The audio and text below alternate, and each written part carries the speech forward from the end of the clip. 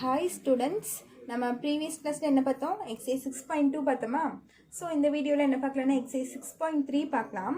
So 6.3ல நம்ம என்ன பார்க்க போகிறோம்னா அதே அப்ளிகேஷன்ஸ் ஆஃப் ட்ரிக்னாமெட்ரி தான், ஆனால் என்னென்னா ஆங்கிள் ஆஃப் டிப்ரெஷன் பார்க்க போகிறோம். ஸோ ப்ரீவியஸ் எக்ஸைஸ்லாம் பார்த்தீங்கன்னா ஆங்கிள் ஆஃப் எலிவேஷனுங்கிற வேர்டு ரிப்பீட்டடாக யூஸ் பண்ணிட்டு இருந்தோமா? ஸோ இந்த எக்ஸைஸில் என்னென்னா angle of depression. So angle of depression என்னன்னு பாருங்கள். நம்ம இங்கே இருந்தோம்னா நம்ம நார்மல் ஐசைட் எங்கே இருக்கும் இப்படி தான் நம்ம பார்ப்போம். யாராச்சும் ஒருத்தர் இருந்தாங்கன்னா நம்ம இப்படி தான் நம்ம பார்ப்போம், ஸ்ட்ரெயிட்டாக தான் பார்ப்போம். ஓகேவா? ஸோ நீங்கள் மேலேருந்து கீழே அட்லீஸ்ட் ஒரு எறும்பு இல்லைன்னா வேறு ஏதாச்சும் பூச்சி இது கீழே போகுதுன்னு வச்சுக்கோங்க. நீங்கள் மேலேருந்து கீழே பார்க்கும்போது இப்படி பார்ப்பீங்களா? ஓகேவா? இதுதான் நம்ம கிரவுண்டுன்னு வச்சுக்கோங்க. நீங்கள் இங்கே நிற்கிறீங்க, இதுதான் நீங்கள், இது வந்து நம்ம கிரவுண்டு சர்ஃபேஸு. ஸோ நம்ம நார்மலாக பார்க்கும்போது இப்படி ஸ்ட்ரெயிட்டாக பார்ப்போம். இதுதான் நம்ம நார்மல் ஐசைட்டு.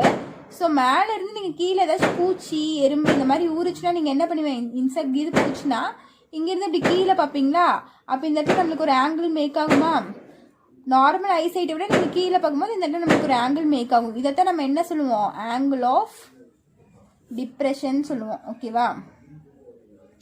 இதுதான் நம்மளோட ஆங்கிள் ஆஃப் டிப்ரெஷன். ஸோ நம்ம ஆங்கிள் ஆஃப் எலிவேஷன்னா கீழேருந்து மேலே பார்க்குறது, ஆங்கிள் ஆஃப் டிப்ரெஷன்னா மேலேருந்து கீழே பார்க்குறது ஞாபகம் வச்சுக்கோங்க. ஸோ இந்த எக்ஸசைஸ் ஃபுல்லாக நம்ம எதை பற்றி பேச போகிறோம்னா ஆங்கிள் ஆஃப் டிப்ரெஷன் பற்றி தான் பேச போகிறோம். ஸோ இதில் ஃபஸ்ட்டு சம் பார்க்கலாம். எக்ஸசைஸ் 6.3ல ஃபஸ்ட்டு சம் பாருங்கள். புக்கில் பேஜ் நம்பர் 261. கொஸ்டின் வந்து புக்கில் ரெஃபர் பண்ணிக்கோங்க. புக்கில் பேஜ் நம்பர் 261. புக்கில் பேஜ் நம்பர் 261, எக்ஸசைஸ் 6.3. ஸோ நான் கொஸ்டின் ரீட் பண்ணுறேன் பாருங்க.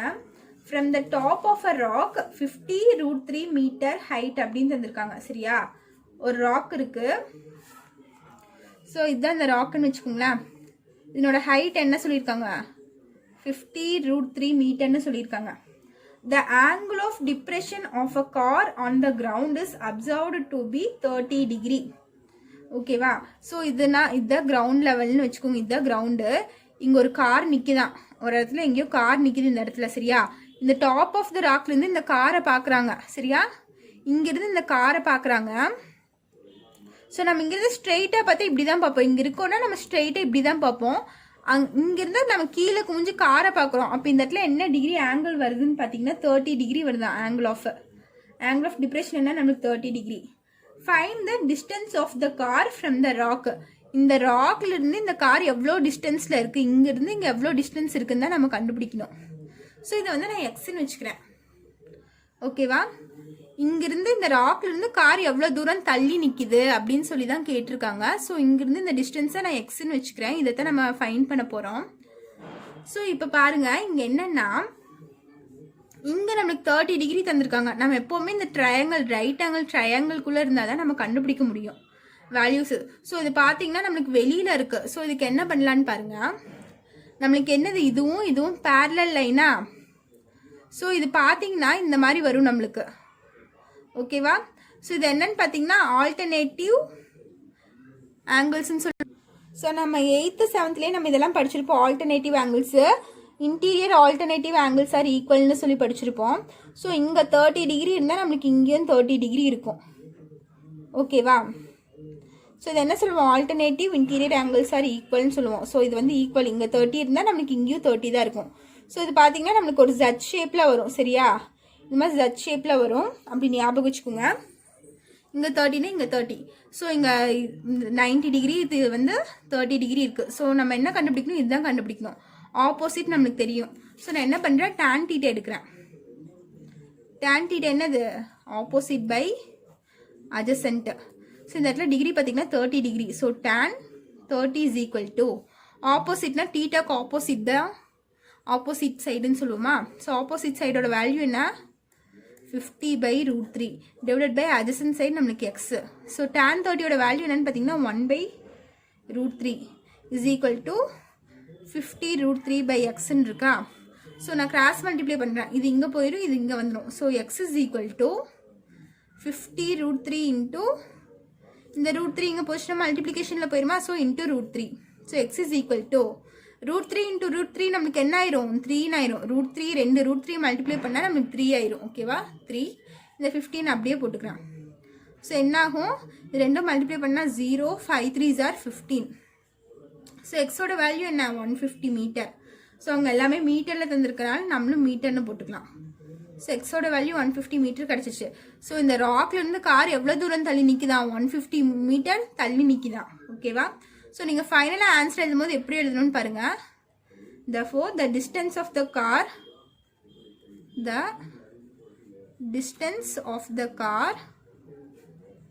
from the rock. The distance of the car from the rock எவ்வளோ நம்மளுக்கு 150 மீட்டர். ஸோ ஃபைனலாக நீங்கள் இப்படி தான் ஆன்சர் எழுதி முடிக்கணும். கொஸ்டின் என்ன கேட்டிருக்காங்களோ அதை எழுதி தான் நம்ம எழுதணும். ஓகேவா? ஸோ இது உங்களோட ஃபர்ஸ்ட் சம்மோட ஆன்சர். நெக்ஸ்ட் செகண்ட் சம் பாருங்கள்.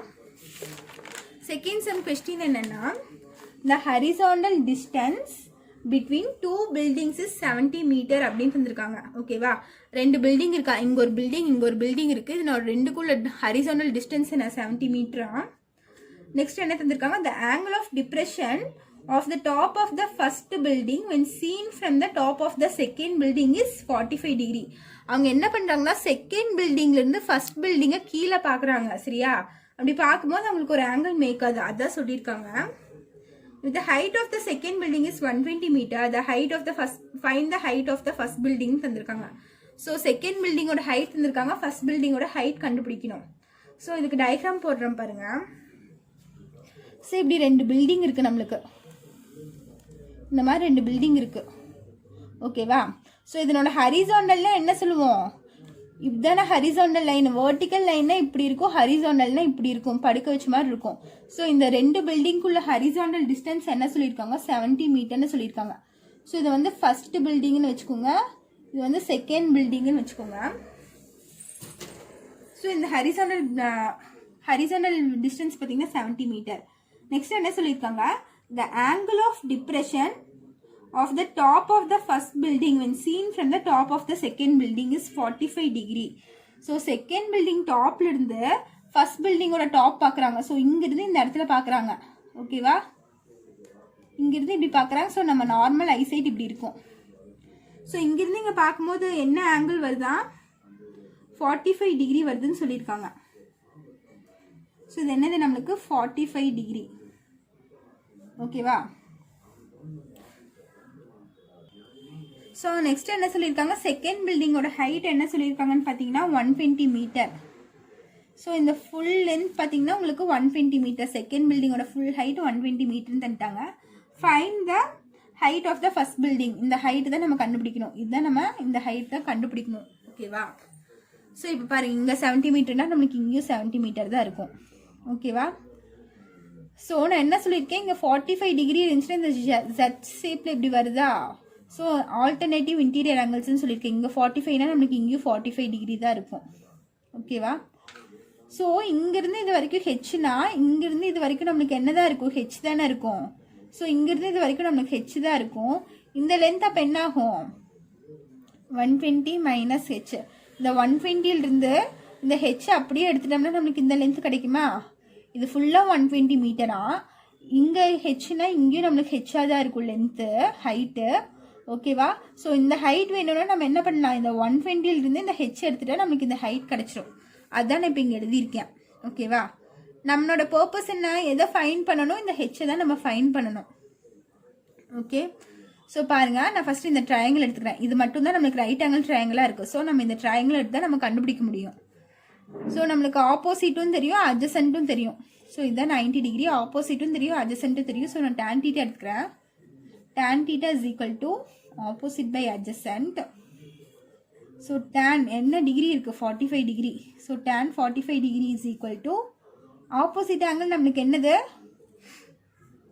θக்கு opposite side தான் opposite. So இது வந்து 120 minus h divided by adjacent பார்த்தீங்கன்னா உங்களுக்கு 70. ஓகேவா?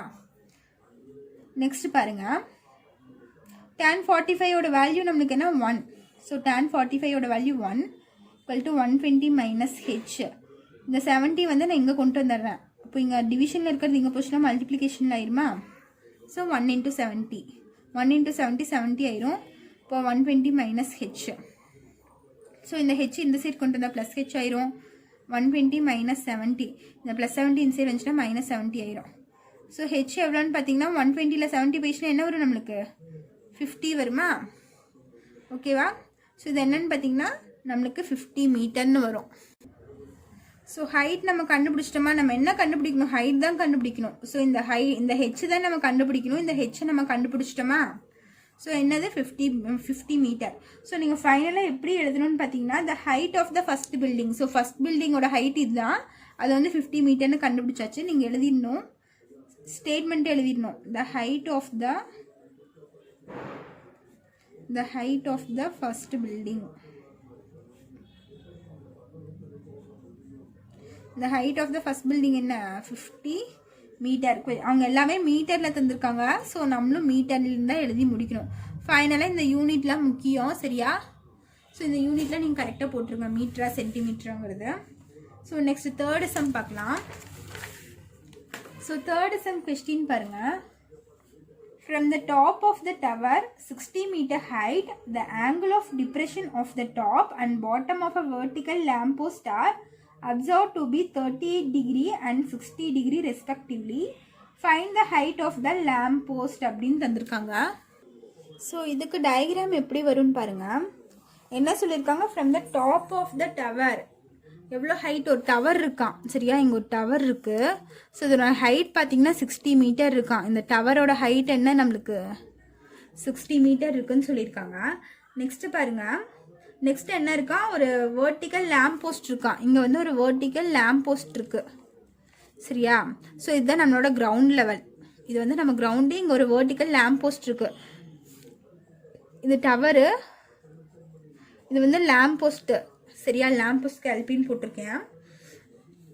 அவங்க வேற என்ன சொல்லியிருக்காங்கன்னு பாருங்க. From the top of the tower 60 meter height, the angle of depression of the top and bottom of the vertical lamp. என்ன சொல்லியிருக்காங்க? இந்த டாப் ஆஃப் த டவர்ல இருந்து இங்க பாக்குறாங்களாம். இந்த லேம்ப் போஸ்டோட டாப்பையும் இந்த லேம்ப் போஸ்டோட பாட்டமையும் பாக்குறாங்களாம். ஓகேவா? அதான் சொல்லியிருக்காங்க பாருங்க. The angle of depression of the top and bottom of the vertical lamp, vertical post are observed to be 38 degree and 60 degree அப்படின்னு தந்திருக்காங்க. ஸோ இது பார்த்தீங்கன்னா இது 38 டிகிரி, இது பார்த்தீங்கன்னா உங்களுக்கு 60 டிகிரி. ஓகேவா? இது 38, இது 60 டிகிரி. ஓகேவா? எது பெருசாக இருக்கோ அது 60 டிகிரி, எது குட்டியாங்களாக இருக்கோ அது 30 டிகிரி. அப்படி கூட நீங்கள் ஞாபகம் வச்சுக்கலாம். ஸோ இங்கே பார்த்தீங்கன்னா இங்கே ஒரு இதாக ஃபார்ம் ஆகுமா, நம்மளுக்கு ஐசைட் இருக்குமா? ஸோ இங்கே ஒரு இது.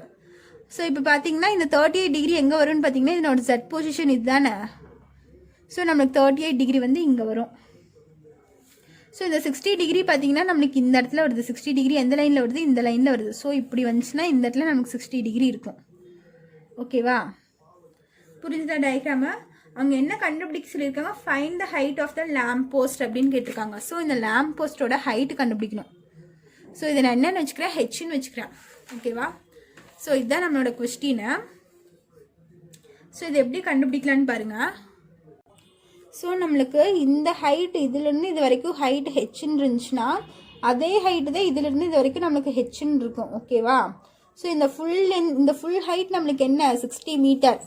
ஸோ இது ஹெச்னா ஃபுல் ஹைட்டு 60 மீட்டர். இது ஹெச்னா இந்த ஹைட் எப்படி வரும்னா 60 மைனஸ் ஹெச். இந்த 60 ஃபுல்லேருந்து இந்த ஹெச்சை மட்டும் கட் பண்ணி எடுத்துட்டா நம்மளுக்கு இந்த ஹைட் கிடைக்குமா? ஸோ இதை என்ன வச்சுக்கிறேன்? 60 மைனஸ் ஹெச்ன்னு வச்சுக்கிறேன். ஓகேவா? ஸோ இது வந்து நம்மளுக்கு 90 டிகிரி. ஸோ ஏபிசி ஃபஸ்ட்டு இந்த பெரிய ட்ரையாங்கிள் எடுத்துக்கிறேன். இந்த பெரிய ட்ரையாங்கிள் எடுத்து நான் கண்டுபிடிக்க போகிறேன். ஸோ பாருங்கள் இது எப்படி போடுறதுன்னு. ட்ரையாங்கிள் ஏபிசி, ட்ரையாங்கிள் ஏபிசினா இது ஃபுல்லாக நம்மளுக்கு வரும். ஓகேவா? tan theta is equal to opposite by adjacent. So tan 60 degree. இங்கே என்ன ஆங்கிள் நம்மளுக்கு மேக் அது 60 டிகிரி தானே. So 60 degree is equal to ஆப்போசிட்னா டீட்டாக்கு ஆப்போசிட் சைடு தான் ஆப்போசிட்டு. அப்போ இந்த ஃபுல் லென்த் வருமா? இந்த ஃபுல் லென்த் நம்மளுக்கு ஆல்ரெடி என்ன சொல்லியிருக்காங்க? 60 மீட்டர்னு சொல்லியிருக்காங்க. ஸோ நம்ம 60 எடுத்தால் போதும். ஓகேவா? ஸோ 60 டிவைடட் பை adjacent சைடுனா இதுதான் நம்மளுக்கு adjacent சைடு. ஸோ நீங்கள் இது எக்ஸ்ன்னு வச்சுக்கோங்க, எக்ஸ். ஓகேவா? ஸோ tan 60 டிகிரியோட வேல்யூ பார்த்தீங்கன்னா √3 = 60/xன்னு இருக்கும். ஸோ எக்ஸ் இந்த சைடு கொண்டு போயிருங்க. x = 60/√3. ஓகேவா? ஸோ இந்த √3 நீங்கள் கொண்டு வந்துட்டேன். இப்போ பாருங்கள், x = நான் இந்த √3 மேலேயும் கீழேயும் மல்டிப்ளை பண்ண போகிறேன். அப்போ 60/√3 × √3/√3 மல்டிப்ளை அண்ட் டிவைட் பை பண்ண போகிறேன். அப்படி பண்ணால் என்ன ஆகும்? x = 60√3 ஆகும். ரெண்டும் மல்டிப்ளை பண்ணால் 60 × √3 60√3 √3 × √3 என்ன ஆயிரும்? 3 ஆயிருமா? ஓகேவா? டினாமினேட்டரில் 3 வந்துடும். ஸோ இதையும் கேன்சல் பண்ணிங்கன்னா உங்களுக்கு என்ன வரும்னு பார்த்தீங்கன்னா 20√3ன்னு வரும். ஸோ எக்ஸோட வேல்யூ நம்மளுக்கு என்ன?